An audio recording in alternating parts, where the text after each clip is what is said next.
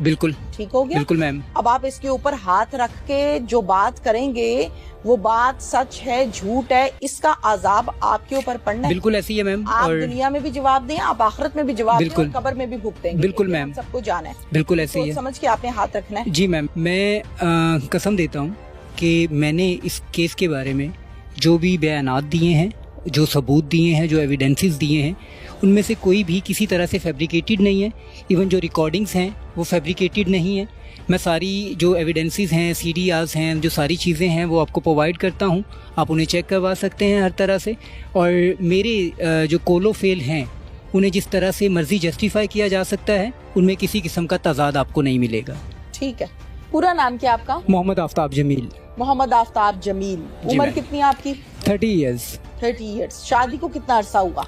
12 साल हो गए मैम। बच्चे कितने हैं? 4 बच्चे हैं। ये 12 साल का अरसा कैसे गुजरा? मैम अच्छा था, पहले फाइनेंशियली कुछ मामला ठीक थे। मैं प्रोटोकॉल ऑफिसर रहा हूँ लाहौर एयरपोर्ट पे। एक अच्छी जॉब थी। 21 में जाके मेरी वो जॉब ख़त्म हुई। उसके बाद मैं कॉन्ट्रैक्ट पर थी? जी मैम कॉन्ट्रैक्ट पे थी। ठीक है। उसके बाद मैं मेरे फादर मूव हुए रिटायरमेंट के बाद गांव में, तो हम लोग यहाँ पे गांव में मूव हो गए। कुछ लड़ाई झगड़े होते हैं मेरे ससुरालियों के साथ, जिसकी मद में मेरी वाइफ को वहाँ पे बुला लिया जाता है यूज़ करने के लिए। और एट द एंड मैं सारा वो केस करके और केस करने के बाद अपने बच्चों को, अपनी वाइफ को यहाँ पे वापस ले आता हूँ। लेकिन उस पहला झगड़ा जो अपने ससुरालियों के साथ शुरू हुआ था वो कौन सा ईयर था? मैम 2022। 22। जी मैम। तब से सही झगड़े शुरू हुए हैं और अब तक चल रहे हैं। जी मैम। किस बात पर झगड़ा हुआ? मैम मेरे साले से झगड़ा था।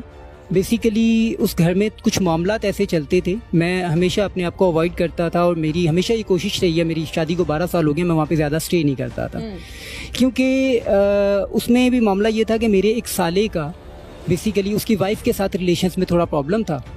और उससे एक थोड़ा डाउट था। मेरे एक जो हमजुल्फ थे उन पे के उनके मेरी वाइफ के साथ रिलेशंस गलत हैं।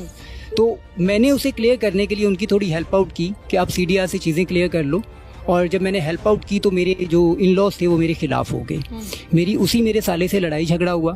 उसके बाद जब लड़ाई झगड़ा हुआ, बात तलक कलामी तक पहुंची। पहले मैं वहाँ पे लड़ने के लिए गया, उसके बाद उन्होंने मेरे पे फायरिंग की। ठीक है। मेरे पे घर आके। ठीक है। जिसकी रैकी वो लेते रहे। उस टाइम पे भी मैंने CDRs के थ्रू प्रूफ किया था कि मेरे नेबर में वो किसी से कॉन्टेक्ट में थे कि मैं कब घर आ रहा हूँ, कब जा रहा हूँ। और जब वो सारी चीज़ें हुई तो एट द एंड उन्होंने मेरी वाइफ को वहाँ पे बुलाया विद चिल्ड्रंस, क्योंकि उन्हें पता था मेरे बच्चों के बारे में इंटेंशंस क्या हैं। और मैं वहाँ पे मजबूर हो गया। ठीक है। जी मैम। नानो नफका का केस चला। 9 मंथ्स के बाद मैं अपनी वाइफ को वापस लाया। सिद्रा नवाज गिल जस्टिस थी, जिन्होंने मेरे बच्चों की तरफ मेरी इंटेंशंस को देखते हुए ये सारा वो चीज़ें सॉर्ट आउट की। में आप पर मंथ क्या पे करते रहे हैं? मैम अप्रॉक्सीमेटली 14,000 के करीब मेरा बच्चों का जाता था। उसके बाद क्योंकि मैं इस चीज़ पे बड़ा इंटेंट होता था कि मुझे अपने बच्चों से मिलना है। 14,000 देते थे? 14,000 वो देता था, 1,200 रुपये किराया देता था जो बच्चों को मिलने के लिए लाते थे। वो 2 दफ़ा बच्चे आते थे तो तकरीबन 2,400 रुपये वो हो जाता था। उसके अलावा ऑब्वियसली मेरे बच्चे आते थे तो मैं उनके लिए खाने पीने के लिए और बाकी सारी चीज़ें करने के लिए वो सारे मामलात करता था। ठीक है। जी। तो जी मैम कोर्ट में मुलाकात होती थी। देर की मुलाकात होती थी? मैम तकरीबन आधे से पौने घंटे की। अच्छा, अब ये मुझे बताइए कि ये वाला जो सिलसिला है नानो नुफ्का, पैसे देना, कोच में मुलाकात करना, इसकी ड्यूरेशन क्या है? 9 मंथ्स। सिर्फ 9 माह? सिर्फ 9 माह के बाद सुलह हो गई? जी मैम। आपके पास जी मैम आ गए। जिंदगी दोबारा चलने लग पड़ी? जी बिल्कुल। कितना अरसा ठीक चलती रही? मैम तकरीबन 6 से 7 माह। जब वो वापस आ गई, सुलह हो गई, तो फिर मामलात रूटीन पे चलने लगे? जी मैम रूटीन पे चलने लगे, बट उसकी एक ही जिद थी, मुझे अलग मकान लेके दो। ठीक है। और मैं उसमें थोड़ा सा उस पे इस वजह से इंटरेस्ट लेता था क्योंकि यहाँ पे गांव में बच्चों की एजुकेशन का बड़ा मसला होता था। ठीक है। तो मैंने ये सोचते हुए कि मैं एजुकेटर स्कूल में अपने बच्चों को एडमिट करवा दूंगा, मैंने बच्चों को एजुकेटर स्कूल में एडमिट करवाया और मैंने सिटी में कोट राधा किशन सिटी में जाके एक घर ले लिया। ठीक है। और ऑब्वियसली मेरे माइंड में ना तो कोई नेगेटिविटी। जी मैम रेंट पे लिया। मेरे माइंड में उसके अकॉर्डिंगली कोई नेगेटिविटी नहीं थी, किसी भी तरह की कोई चीज़ें नहीं थी।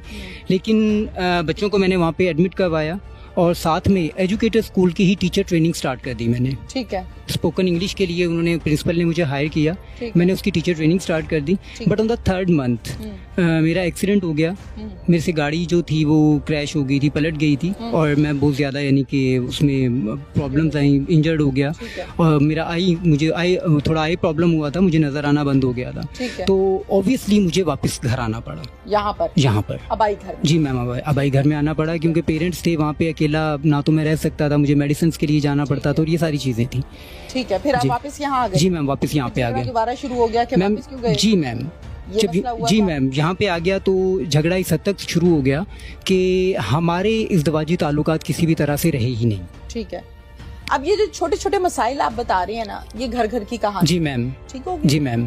दानो नुफ्का का केस तब आता है जब बहुत सीरियस पोजीशन आ जी मैम, ऐसे ही है। मसाइल की जी या मैम। इश्यूज जो चल रहे हैं, जी जी, वो भी सॉर्ट आउट हो गया, वो भी सॉर्ट आउट हो वापस गया। आ गई सुलह हो गई। जी मैम, सुलह हो गई। अब आपका मेजर इशू क्या है, प्रॉब्लम क्या है? आपको थाने से भी शिकायत है, आपको माशरे से भी शिकायत है, आपको कानून से भी शिकायत है, तो आपके पास मौका है, मुझे बताएं आपका इशू क्या है? मैम मेरा इशू ये है कि मैंने आपको बताया कि मेरा एक्सीडेंट हुआ था। ठीक है। रिकवरी के बाद मैंने प्राइवेट एक कंपनी में जॉब स्टार्ट कर दी लाहौर में। रिकवरी कितने महीनों में हुई? मैम तकरीबन 4 से 5 माह में। 5 माह के बाद क्या हुआ? मैम 5 माह के बाद ये हुआ, मैंने जॉब स्टार्ट कर दी। मैं लाहौर रह रहा था, मैं वीकली बेसिस पे घर आया करता था ठीक है। और कोई ऐसा प्रॉब्लम नहीं था क्योंकि फैमिली साथ रह रही थी। 31 मई को ठीक है, कुछ Last घर जी लास्ट मंथ यानी कि 31 मई थी 2024, मेरे घर पे कोई प्रॉब्लम होती है, मुझे उस बारे में कुछ नहीं पता। ठीक है। ठीक है, मैं उसके 2 दिन बाद घर पे आता हूँ। रात को 1:30 से 2 बजे मैं घर पे आता हूँ। आने के बाद खाना शाना खा के मेरी वाइफ मुझे बताती है कि जी इस तरह से घर पे झगड़ा हुआ, मेरा मोबाइल छीन लिया, ये चीज़ें हुई, वो चीज़ें हुई। मैं उससे पूछता हूँ जी मोबाइल क्यों छीन लिया? ठीक है, कि जी उसमें जी मैसेजेस थे मेरे, मोबाइल किसने छीन लिया? घर वालों ने। घर वालों में कौन है? फादर ने और ब्रदर ने। अच्छा, देवर ने और ससुर ने मोबाइल छीन लिया बहू से। जी। ओके, आगे? मैंने कहा जी प्रॉब्लम क्या थी? कि जी उसमें उसके मैसेजेस थे लड़के के। ठीक है। तो मैंने कहा किस इंटेंशन से थे? हाँ, तो वो मुझे कहती है जी मेरी कोई गलत इंटेंशन नहीं थी, इस तरह के मामला थे। ठीक है। और रोती धोती है और बच्चों का वास्ता देती है। मैं उसे कहता हूँ जी ठीक है, जो बात हो गई सो हो गई, इस बात को यहीं पे खत्म आपके करो। पास उन मैसेजेस का कोई सबूत है? जी मैम है। दिखा दें मुझे। जी मैम, मैं दिखा देता हूँ आपको। एक तो सीडीआर के थ्रू वो चीजें साबित हो रही हैं कि उन वो टाइमिंग्स बात पे की सबूत बात है, हैं। मैसेजेस दिखा दें। जी मैम, मैं वो दिखा देता हूँ आपको। जी मैम, आप ये देख सकती स्क्रीनशॉट्स हैं। लिए मैं। जी मैम, स्क्रीनशॉट्स लिए थे क्योंकि ये मोबाइल उसके पेरेंट्स को हमने वापस कर दिया था।